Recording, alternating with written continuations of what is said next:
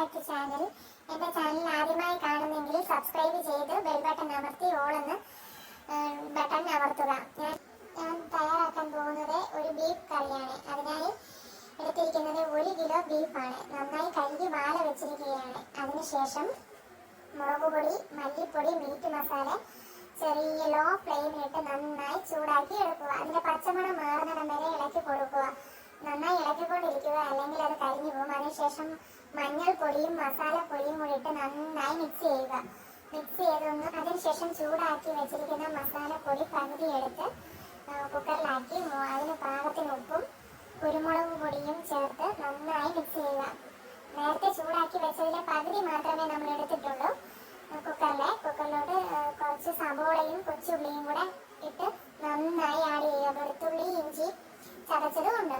അതിനുശേഷം ബീഫ് എടുത്ത് കുക്കറിലോട്ട് ഇട്ട് നെയ്യാണ് എടുത്ത് മാറ്റുന്നത്. കാരണം ആ നെയ്യ് കൊണ്ട് നമുക്ക് തേങ്ങ വറുത്തെടുക്കാം.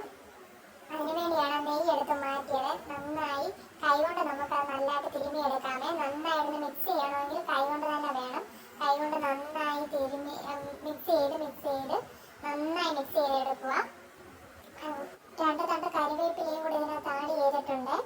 അതിനുശേഷം ഒരു സ്പൂൺ അതിലോട്ട് വെക്കുകയാണ്. കാരണം വിസിലടിക്കുമ്പോൾ വെള്ളം പുറത്തോട്ട് വരുന്നുണ്ട്. അതിനുവേണ്ടിയാണ് സ്പൂൺ അതിനകത്ത് വെച്ചത്. ഒരു 6 വിസിൽ വേണം ഇതിന് വേകാനായിട്ട്. കാരണം ഓരോ ബീഫിനും വ്യത്യസ്ത വേവാണ്. അതനുസരിച്ച് വേണം നിങ്ങൾ വിസിലടുപ്പിക്കാൻ.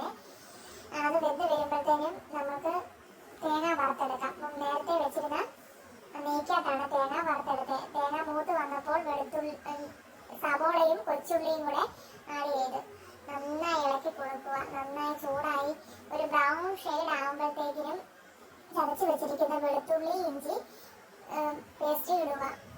ഇട്ട് നന്നായി ഇനി കൈ തോരാതെ ഇളക്കി കൊടുക്കണം. ഇല്ലെങ്കിൽ ഈ ഇഞ്ചിയും വെളുത്തുള്ളി അതിനകത്ത് ഇട്ടത് കൊണ്ട് അടിക്ക് പിടിക്കും. അതുകൊണ്ട് നന്നായി കൈ തോരാതെ നമ്മൾ ഇളക്കി കൊണ്ടിരിക്കുക. ഇടയ്ക്ക് കിടപ്പുണ്ട് നമ്മൾ ഇട്ട നെയ്യ്. ആ നെയ്യിലാണ് നമ്മൾ ഇത്രയും വറുത്തെടുത്തിരിക്കുന്നത്. ശേഷം നേരത്തെ ചൂടാക്കി വെച്ചിരുന്ന മസാലപ്പൊടി, മുളക് പൊടി, മല്ലിപ്പൊടി, മീറ്റ് മസാല, മഞ്ഞൾപ്പൊടി, കുരുമുളക് പൊടി, ഉപ്പ് എല്ലാം ഇട്ട് നേരത്തെ ചൂടാക്കി വെച്ചിരുന്ന മസാലപ്പൊടിയാണ്. അതെല്ലാം ഇട്ട് നന്നായി ആ പച്ചമണം മാറുന്നിടം വരെ നന്നായി ഇളക്കി കൊടുക്കുക. ലേശം കുരുമുളക് പൊടിയും ആഡ് ചെയ്തിട്ടുണ്ട്. മസാലപ്പൊടിയും കൂടെ കുറച്ച് ആഡ് ചെയ്തിട്ടുണ്ട്. നന്നായി ആഡ് ചെയ്ത് ഇളക്കി കൊടുക്കുക.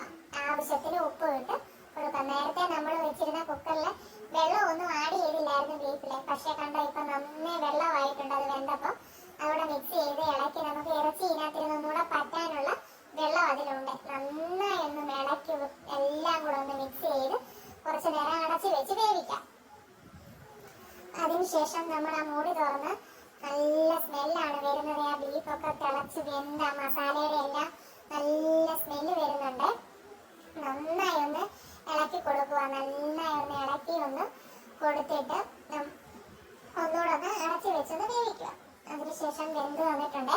നമുക്കതിലേക്ക് കടുക് പൊട്ടിച്ചിടണം. അതിനായി നമ്മളൊരു പാൻ വെച്ച് എണ്ണ ചൂടായ ശേഷം ലേശം കടുക് ഇട്ട്, കാരണം ഇവിടെ കടുക് കുറച്ചേ ഇടത്തുള്ളൂ.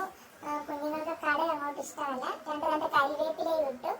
മസാലപ്പൊടിയും നമ്മൾ നേരത്തെ പൊടിച്ച് വെച്ചിരുന്ന മസാലയാണ്. അതുകൊണ്ടിട്ട് നന്നായി അത് ചൂടാക്കി ഈ റെഡിയായിരിക്കുന്ന ബീഫിലോട്ട് ഇട്ട് നന്നായി മിക്സ് ചെയ്ത് നല്ല വൃത്തിയായിട്ടെല്ലാം മിക്സ് ചെയ്ത് അടച്ചു വെക്കുക.